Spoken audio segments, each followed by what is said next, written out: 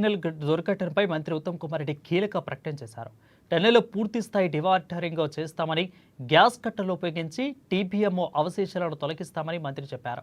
నిపుణులైన retired irrigation ఇంజనీర్ల ఆధ్వర్యంలో సమీక్ష నిర్వహించి కార్యాచరణ రూపొందించామని, రెస్క్యూ టీములను లోపలికి పంపి 2 రోజుల్లో సహాయక చర్యలు పూర్తి చేస్తామని మంత్రి ఉత్తమ్ కుమార్ రెడ్డి ప్రకటించారు.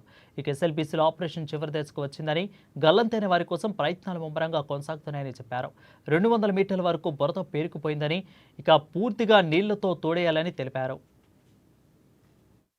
పేరుకుపోయిన మట్టి నీరుతో ఉండే ఏదైతే సిల్ట్ ఉందో ఆ సిల్టు ఒక 200 మీటర్ల వరకు పెరిగిపోయి సుమారు 15-20 ఫీట్ల వరకు పెరిగి ఉండి కొంత రెస్క్యూ ఆపరేషన్స్లో కొంత ఆటం జరిగిన మాట మీ అందరూ గమనిస్తున్నారు. సరే, ఈరోజు the best experts in India, serving and retired army officers, వాళ్ళని మేము ఆహ్వానించి వాళ్ళని కూడా ఈరోజు టనల్ లోపలికి పోయి బయటకు వచ్చి ఇప్పుడు వాళ్ళతో రివ్యూ చేసుకొని మేము నిర్ణయం తీసుకున్నాము. ఇప్పుడు పూర్తి స్థాయిలో డీవాటరింగ్ చేయడం జరుగుతుంది. డీవాటరింగ్ చేసి ఆ టనల్ బోరింగ్ మిషన్ ఏదైతే కొలాప్స్ అయిపోయిందో గ్యాస్ కట్టర్స్ ఉపయోగించి అది కట్ చేసి తీసేయడం జరుగుతుంది.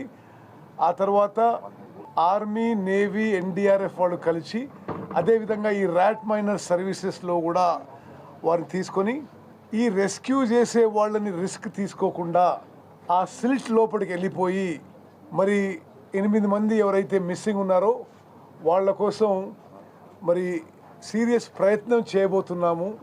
ఆ విషయంలో మొత్తం ఆపరేషన్ విషయం కూడా ఈరోజు మేమందరం గౌరవనీయులు వెంకటరెడ్డి గారు, గౌరవ పార్లమెంట్ సభ్యులు మల్లు రవి గారు, అనిరుద్ధ్ రెడ్డి గారు కూడా వచ్చినట్టు మేము అందరం కూడా ఆర్మీ, నేవీ, ఎన్డీఆర్ఎఫ్, ఎస్డీఆర్ఎఫ్, మన స్పెషల్ చీఫ్ సెక్రటరీ అరవింద్ గారు, కంపెనీ జేపీ అసోసియేట్స్ అందరితో కూడా రివ్యూ, మన జిల్లా కలెక్టర్ గారు చాలా యాక్టివ్గా మంచి role is taking part here, SP గారు కూడా అందరి సహకారంతో ఒక కాంక్రీట్ ప్లాన్ ఆఫ్ యాక్షన్తో ఈరోజు మేము ఫైనలైజ్ చేసినాము.